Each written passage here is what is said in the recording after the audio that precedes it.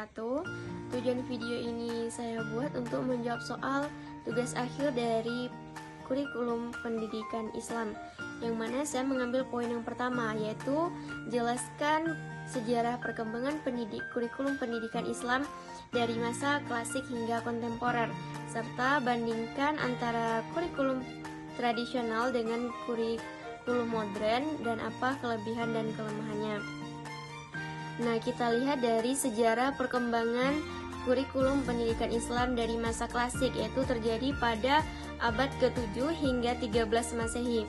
Nah, pada periode ini pengajaran pendidikan Islam yaitu berfokuskan kepada Al-Quran, hadis, dan dasar-dasar ilmu keimanan, dan dalam pembelajarannya itu dilakukan secara di masjid dan kutab.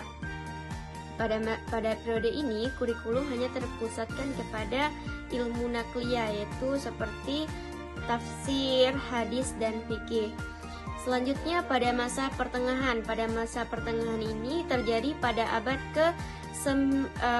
ke-13 hingga 18 Masehi. Nah, pada abad ini mana munculnya madrasah sebagai institusi pendidikan formal. Nah, pada masa ini barulah kurikulum sudah tersusun secara sistematis. Selanjutnya pada masa modern kontemporer, yaitu terjadi pada abad ke-19 hingga pada masa saat sekarang ini. Nah, pada periode ini sudah terintegrasinya ilmu agama dengan ilmu pengetahuan umum. Itu juga terfokuskan kepada teknologi dan lebih memperhatikan kepada kebutuhan zaman, dan dalam proses pembelajarannya itu juga sudah bervariatif. Soal selanjutnya yaitu bandingkan antara kurikulum tradisional dengan kurikulum modern.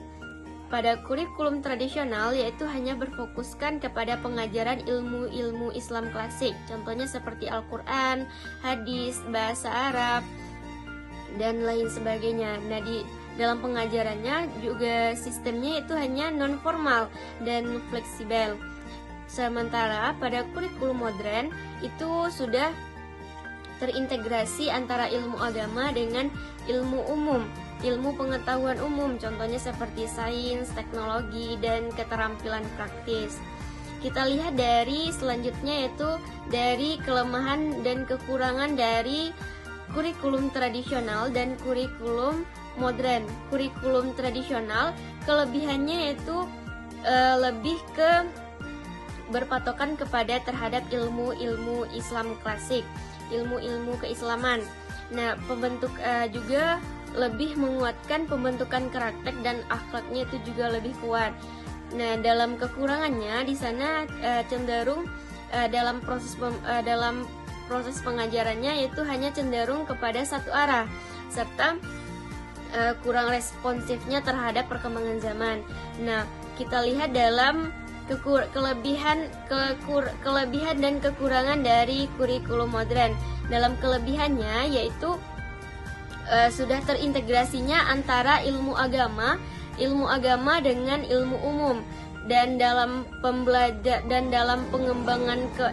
pengembangan kemampuannya juga lebih ke analisis dan berpikir kritis, serta menggunakan teknologi dalam pembelajaran.